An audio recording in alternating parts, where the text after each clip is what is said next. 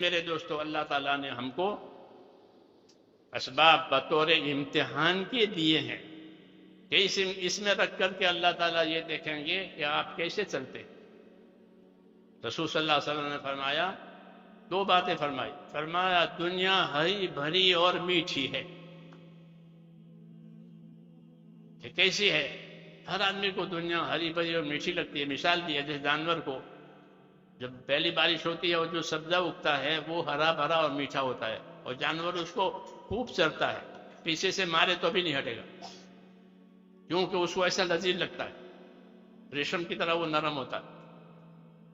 اس کی مثال دی ہے کہ دنیا ایسی ہری بھری اور میٹھی لگتی ہے آدمی کو. اور ہری بھری اور میٹھی لگنے میں اس طرف بھی اشارہ ہے کہ اس کو کوئی حرام سے لے تو بھی میٹھی لگے گی، اس کو کوئی حلال سے لے تو بھی میٹھی لگے گی، یا کڑوی لگے گی. کہ چوری کے مال سے مٹھائی خریدی ہے تو وہ مٹھائی کڑوی ہو جائے گی کہ نہ؟ کڑوی نہیں ہوگی، وہ میٹھی رہے گی. یہ کہا کہ ہری بھری اور میٹھی ہے. جیسے جانور اپنا چارہ ہو، گھر کا چارہ ہو، سب کا چارہ چرتا ہے، وہ میٹھا لگتا ہے. کہ دنیا ہری بھری ہے اور میٹھی ہے.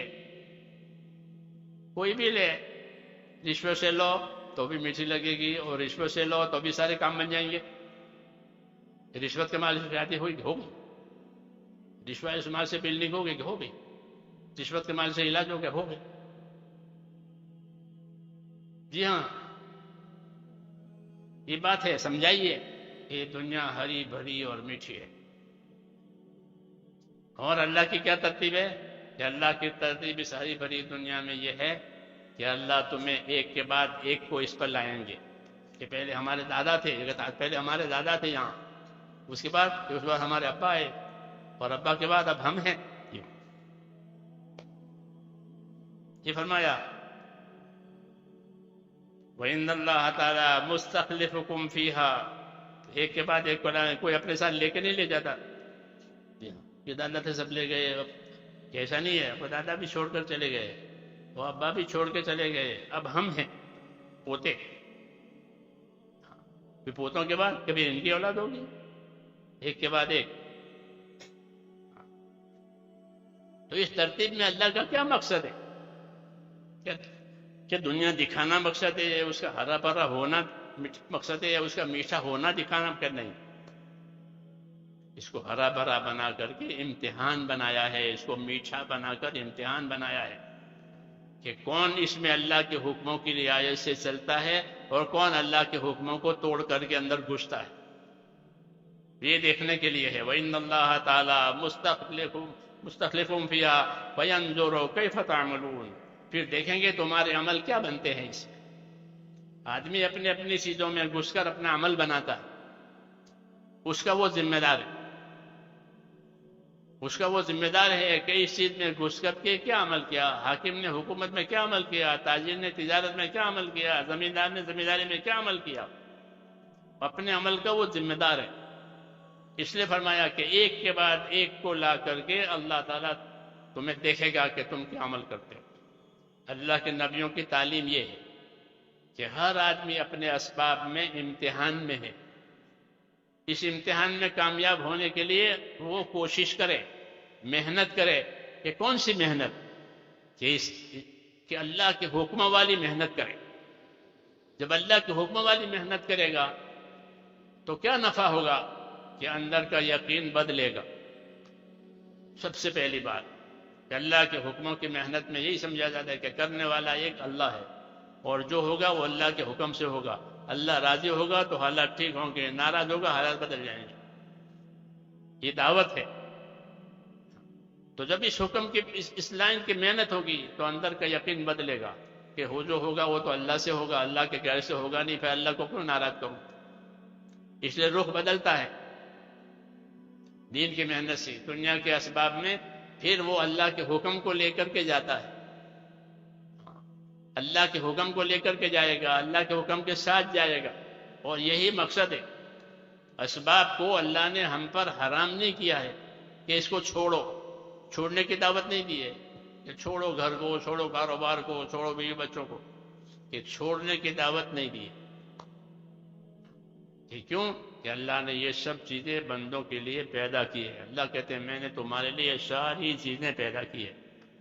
حضور صلی اللہ علیہ وسلم فرماتے ہیں کہ دنیا تمہارے لیے پیدا کی گئی ہے، تو ہمارے لیے ہے. ہاں، ہمارے لیے پیدا ہو گئی ہے، تو پھر کیسے حرام کیا جائے گا اس کو؟ کیسے منع کیا گیا؟ کیسے چھوڑا جائے گا اس کو؟ یہ تمہارے لیے، تو یہ ہمارے لیے. اور تم کو کس لیے پیدا کیا ہے؟ کہ تم کو اپنی دنیا میں آخرت بنانے کے لیے پیدا کیا. یہ راستہ کہ دنیا سے آخرت بناؤ، یہ دعوت ہے. اور یہ سمجھداری کی بات ہے کہ بنانے والے نے یہ رہبری کی ہے کہ دنیا تمہارے لیے ہے اور تم آخرت کے لیے ہو. اس لیے کامیاب بندہ وہ ہے جو اپنی دنیا سے آخرت بناوے. قارون کو اللہ نے مال دے کر یہ دعوت دی تھی، بہت مال دیا تھا اس کو، اس کے قصے مشہور ہیں. تو اس کو مال دے کر کے یہ دعوت دی تھی کہ وَابْتَغِ فِي مَا آتَاكَ اللَّهُ الدَّارَ الْآخِرَةَ وَلَا تَنْسَ نَصِيبَكَ مِنَ الدُّنْيَا، کہ تجھ کو اللہ نے جو مال دولت دے رکھی ہے اس سے تو اپنی آخرت بنا لے. اور یہ دعوت ہر مالدار کو ہے، چاہے اس کے پاس مال تھوڑا ہو چاہے اس کے پاس مال زیادہ ہو، کہ وہ اپنے مال سے آخرت بناوے. دنیا سے دنیا بنانے کی دعوت نہیں ہے کہ دنیا سے دنیا بنا، وہ تو بنے گی، لیکن دنیا سے آخرت بنانا کہ ہاں اس کا طریقہ الگ ہے. اس کا طریقہ یہ ہے کہ اندر کا یقین بدلے، اندر اللہ تعالیٰ کا خوف آوے، ہاں اندر اللہ کی نعمتوں کی اور اس کے احسانات کی قدر آوے، اور پھر اپنے اسباب کو، اپنی صلاحیتوں کو حکم کے مطابق استعمال کرے کہ دنیا آخرت بن جائے گی. اسی دنیا سے آخرت بنے گی، اسی دنیا سے آخرت اجڑ بھی جائے گی. کہ اگر اپنے اسباب میں اپنی خواہشوں کے ساتھ آدمی استعمال ہوا تو وہ اپنی صلاحیتوں کو برباد کرے گا، اپنی خواہشات میں، من چاہی میں. حضور صلی اللہ علیہ وسلم نے ہم کو اسی سے آگاہ کیا ہے کہ کوئی اپنی صلاحیت کو برباد نہ کرے اللہ کے نافرمانیوں میں، اپنی خواہشوں میں، بلکہ اپنی صلاحیتوں سے اپنے آپ کو ایمان والا، دین والا، تقوی والا بناوے. پھر اللہ دنیا کی نعمتیں برکت کے ساتھ دیں گے. یہ بھی دستور ہے اللہ کا کہ جب ایمان اور تقوی اندر آ گیا تو اللہ نعمتیں بھی دیں گے اور برکت کے ساتھ دیں گے. دو طریقے سے دیتے ہیں، برکت کے ساتھ بھی دیتے ہیں، الجھن کے ساتھ بھی دیتے ہیں. الجھنوں کے ساتھ دیں گے کہ بہت دیا ہے لیکن بہت الجھن ہے، صبح کا ہوتی ہے شام کو ہوتی ہے پتہ نہیں چلتا، اتنے الجھن ہیں. نیند نہیں آتی، نیند کی گولیاں کھاتے ہیں، کیوں کہ الجھنیں ہیں. دنیا کے اسباب دیے ہیں الجھنوں کے ساتھ، دنیا کے اسباب دیے ہیں برکتوں کے ساتھ. یہ ترتیب ہے اللہ کہ اگر دنیا کو ایمان بنا کر، تقوی بنا کر، محنت کر کے لیے ہے کہ یہ دنیا برکتوں والی ہوگی. اللہ تعالیٰ ایمان والوں کو برکت بھی دیتے ہیں، بدلہ بھی دیتے ہیں، دونوں دیتے ہیں. نماز کی برکت بھی ہوگی، نماز کا بدلہ بھی ہوگا، دونوں احسان ہے اللہ تعالیٰ کا.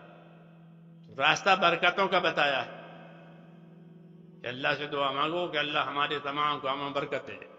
دعائیں ہیں، نبیوں کو برکتوں کی بشارت دی جاتی تھی کہ آپ کو برکت کی بشارت ہے.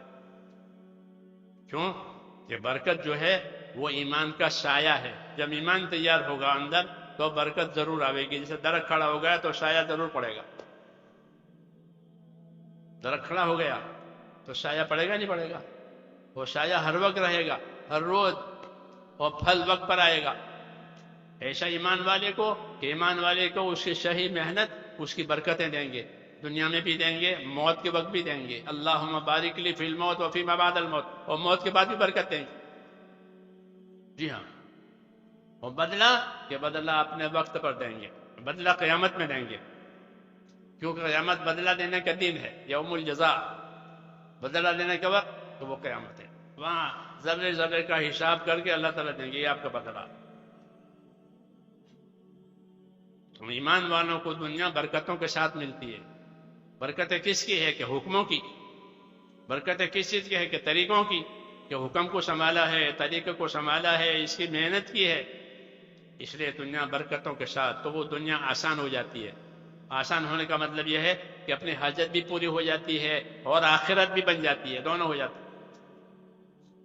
آسان ہو گیا کیا مطلب کہ دنیا سے اپنی حاجت بھی پوری ہو گئی اور آخرت بھی بن گئی۔ اب کوئی حسرت نہیں ہے، اب کوئی دنیا چھوٹے گی تو کوئی پچھتاوا نہیں ہے کہ دونوں ہو گئی، بلکہ آخرت بنائی ہے تو موت پر خوشی ہوگی۔ آخرت بنا کے مرنے والے کو موت پر خوشی ہوتی ہے کہ میں نے اپنی آخرت بنائی ہے۔ حضرت بلال رضی اللہ تعالیٰ عنہ کی اہلیہ ان کے مرنے کے وہ رونے لگی، کہ کیوں رو رہی ہو؟ کہ آپ جا رہے ہیں۔ یہ رونے کی بات نہیں ہے، خوشی کی بات ہے کہ کیوں کل ملاقات ہوگی کس سے؟ کہ محمد صلی اللہ علیہ وسلم سے اور ان کے اصحاب سے۔ ہاں کل ہماری ملاقات ہوگی، خوش ہے۔